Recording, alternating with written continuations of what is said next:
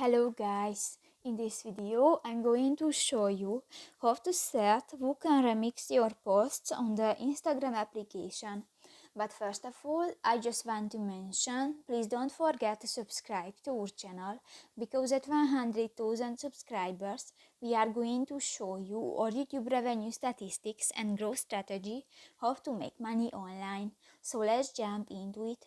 First of all, open the application on your device. Go to the profile section at the bottom of the page and click to the three lines at the upper right corner of the screen. Go to the settings and privacy option, and in the how others can interact with you section you can find the showing and remixes section. And here in the Who Can Remix Your Post section you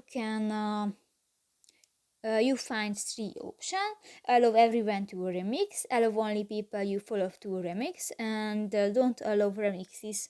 And just select one and click to the next circle icon and done. So that's pretty much it for this video guys. See you in the next one. Bye bye.